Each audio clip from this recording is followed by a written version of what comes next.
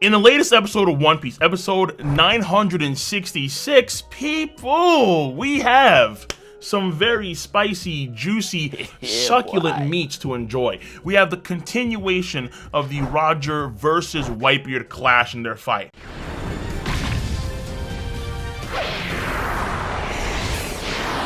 We get to see snippets that we don't see in the manga at all. In the manga, it's entirely skipped, but we get to see snippets of the 3-day battle between the Roger Pirates and the Whitebeard Pirates.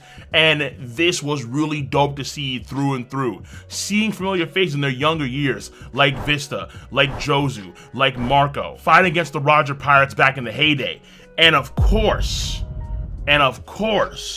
what caught people's attention was the Marco and Rayleigh clash.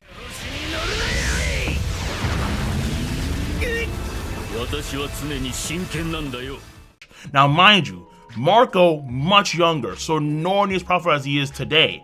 But man, Rayleigh was dunking on the poor boy. Like he was 5'4" and Rayleigh was 7 feet tall, just dunking on him. It was disgusting. What even a contest? One finger poke, stop the attack right then and there with what appears to be Ryo armament hockey. That was impressive. That was kind of, man, Rayleigh was studly. Rayleigh was absolutely skillful. And so a lot of folks were asking questions about, okay, hold on now. If Rayleigh was this nasty, granted again, a much less powerful Marco, but still, Rayleigh, studly as all hell.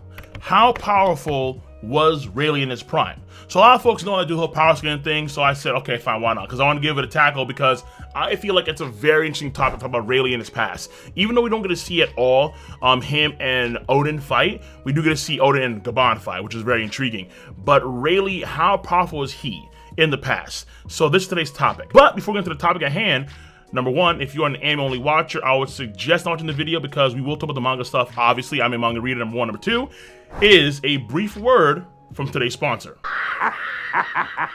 When it comes to the older wallets, these guys over here, they're done. They're going out of style. When it comes to the actual, pristine, good quality wallets, the Ridge wallet is in. The Ridge wallet holds up to 12 cards and has a cash strap on the back. The wallet is very strong, very sturdy, and honestly, it'll probably last your entire life. It comes in a myriad of different colors, 30 colors and then some. The one that I have is the carbon fiber, very sexy, very good, no doubt about that. And if you're worrying about, okay, well, it's a new kind of wallet and I want to see it and test it out and see if it's actually good or not, you have 45 days to test it out for yourself. That is fantastic. 45 days to try it out, to test run it, and if you don't like it, you return it easy peasy. Not a big deal, money back guarantee. So ladies and gentlemen, go in the description box down below. Use code COLE and you will get 10% off of your purchase of Ridge Wallet. And it is free shipping and free returns worldwide. Doesn't matter where you are. Once again, folks, link in the description box down below and get your Ridge wallet today. Let me in. Let me in. First and foremost, I do want to say this. Before we even have Rayleigh stepping Marco, we do get to see Rayleigh cut down a few guys. And when he cuts down these few guys, we do see Rayleigh essentially break through all their swords, like they're paper. And this probably is in lockstep with the hockey level that he has. Because he probably has, at this point in time, at least the hockey that can emit, project, what I call stage 3 armor hockey, where it's not the one that goes inside of objects, but it's the one that can project outside of things. And so you may have that level of hockey on his blade, potentially. So even though these guys are the seasoned Whitebeard pirates, guys that are not to be trifled with, Rayleigh is handling these boys like it's nothing, like it's absolutely nothing. Then it comes to Marco. Honestly, it was really much like Aizen and Ichigo. And it's funny because the voice actor of Ichigo is also the same voice actor of of Marco. So I wonder if Toei took that page out of the Bleach playbook. Morita, the voice actor of Marco and Ichigo, is like, really? Again? It's happening again. For real, for real. I guarantee you, like he was salty. Like, come on. Give me a break. How many times do I have to get outclassed by one finger? Damn. Alright, so moving on from that. We don't get to see again the Odin versus Rayleigh fight that a lot of folks want to see, which is sad. However, because Gaban can fight against Odin one-on-one, it's safe to assume that Rayleigh can do the same thing. Though prior to this moment, episode 965, both Rayleigh and Gaban were gonna face against Odin at the same time. So it's kind of implied that it would require both these boys to take down Odin, but again, we see Gabon and Odin go at it for probably a few hours. So that kind of gets washed aside next episode. Though keep in mind that we do know for a fact that after Odin's voyage, he's much stronger when he goes back to Wano country. So this Odin is not like a max power Odin.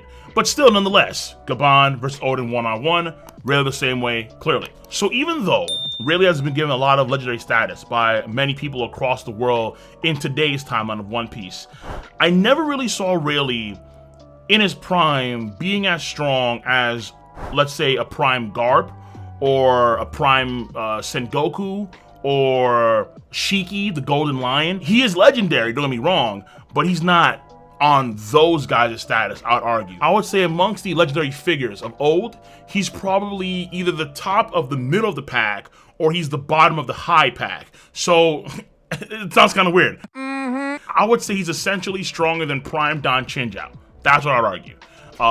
If that's any consolation, I'm not too sure. That's kind of hard to really gauge how powerful Prime Don Chinjao was. But I don't have confidence at this point in time to say that Rayleigh in his prime was as powerful as Prime Garp. I don't have that. I know a lot of folks want to argue that Rayleigh could have been as strong as Prime Garp or Prime Sengoku or even Prime Roger himself, but I never know. Not for me. Because ultimately, in a general sense, I feel that the legendary achievements and feats of people like Whitebeard, people like Roger, people like Garp, these things vastly outweigh the legendary achievements and notoriety of someone like Rayleigh. But of course, in favor of that, the main thing would be Garp's words about fighting two legends back in Shibuya Archipelago. Garp mentions how they're preparing for one legend, and that legend was Whitebeard.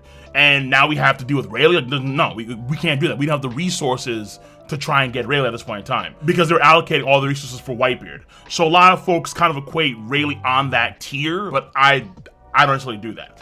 Now, for me, this is going to be a little bit weird, but I think it kind of rose. And yes, it's not necessarily canon, but I'm going to go with it.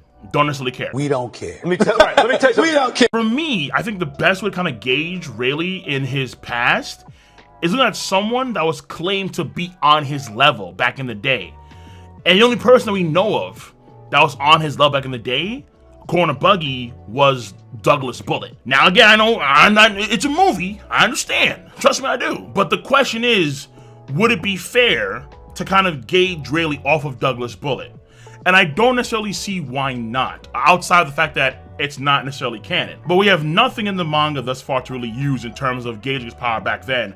And we have some snippets in the anime, but still nowhere near enough. So for the sake of this video, I'm gonna roll with this because I just want to. That's right. Douglas Bullet, according to Buggy, once again, was just as strong as Rayleigh. But it's important to note that Bullet was training in the prison, according to Festa, for his entire 20-year stay in prison. This is actually noted to after Bullet throws the giant galleon ship to the floating island. And then Festa notes to his iron arm and how that's been training for the past 20 years in prison. And then mind you, even if we don't want to consider that per se, he's still released out of prison 2 years in the pre-time skip.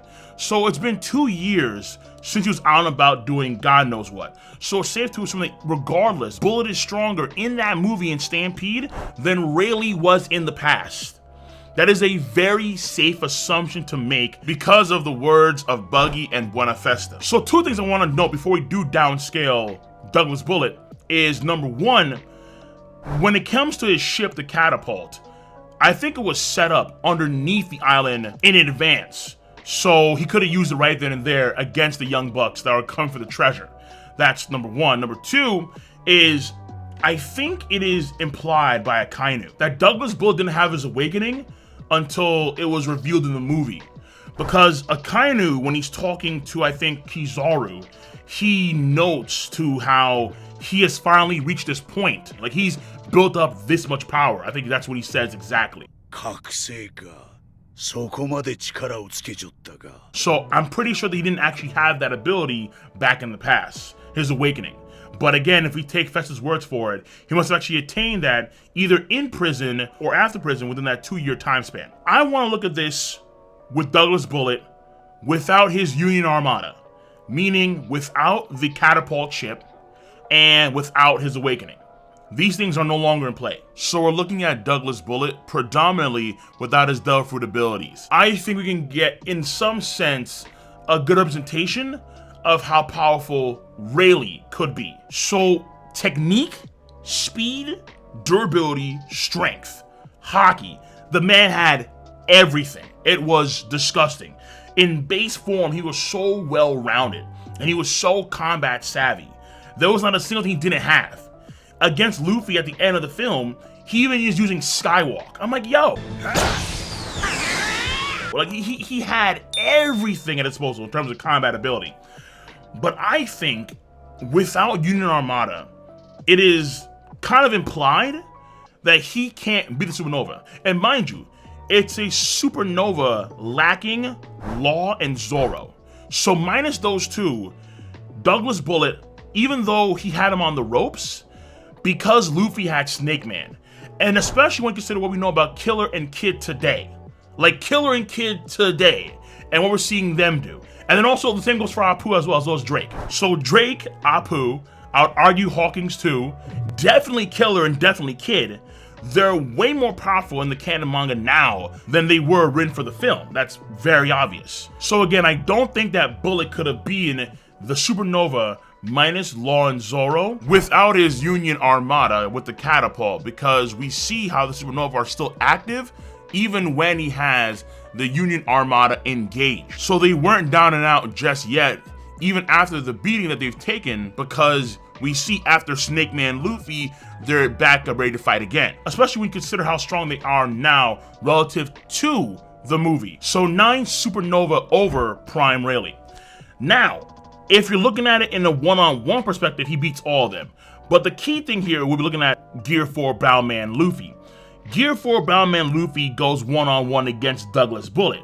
And Douglas Bullet does lose, true, but I think he loses mainly for emotional reasons, obviously, because he remembers the words that Roger said when Luffy said similar words. But prior to that, when he does use full body armor Haki hardening, and he looks at some crazy giant blue Oni, like a blue demon, he is actually matching Luffy's King Kong Gatling with his the strongest strike attack. Yes, Douglas Bullet, I think, if it plays out normally, without him getting lost in his own feelings for Goldie Roger, sounds kind of sus, whatever, I think he would have won that clash, essentially speaking. So we apply the same logic to Rayleigh. Rayleigh, in this case, in his prime, again, weaker than Bullet, but probably stronger, safe to say, very safe to say actually, stronger than Boundman Luffy. But the question is by how much? If you want to use bounties to scale, which I think is a very, very, very bad thing to do, for One Piece terms, honestly, I mean, for example, Pedro has a higher bounty than Zoro. I would never put Zoro under Pedro in combat. Never, not in a million years. Rayleigh would probably be 2.5 to 3 billion in terms of bounty. So let's say we use Luffy, Kid, Law back then. So again, back during Stampede, where in writing terms are clearly weaker than they are now. I would say Rayleigh would beat them. Current day Supernova, I'm not too sure if a Prime Rayleigh could beat a current day Luffy, Kid, and Law 1-on-3. I think it's very, very, very, very, very, very hard pressed. Maybe a 1-on-2? That's a tough maybe. Law and Luffy now versus Prime Rayleigh, because Luffy's come miles. He's come miles in terms of power. It's ridiculous. After the Rio training, it's ridiculous. And if it's 1-on-1, he beats all of them. But for Luffy in particular, I would say hard pressed, very hard pressed. So post time skip, Luffy still loses to, of course, Prime Rayleigh, but he has a better fight against Prime Rayleigh 1-on-1 than Kid or Law could. So let's say in terms of admirals, I would say it like this. Prime Rayleigh is beating an admiral 1-on-1. I'm very confident in that. If it's 2 admirals against Prime Rayleigh, that's where things get really tough for Rayleigh. I don't see him winning against 2 admirals. I don't see it. But I think he can force them into a pretty tough fight, absolutely. Just how the Golden Lion Shiki forced Sengoku and Garp in their primes into a very tough fight. I think that the same thing could apply here with Rayleigh if it was against 2 admirals. Absolutely, without question. Alright, so that's how I gauge Prime Rayleigh's strength. with what we know thus far, which of course is very little. I could be wrong. Obviously, I could be dead flat out wrong. You are dead wrong. This would all be a meme. I could be trolling. I mean, I could be maybe 65 on a good day. Maybe. But a lot of folks were asking, so I'm putting in my 2 cents. What is your take on the subject matter at hand? How powerful do you think Prime Rayleigh was based on, of course, the anime, based on the manga, and why not based on the Stampy movie as well? So, I'm going to see you guys later. Take care, stay safe, and have a nice one.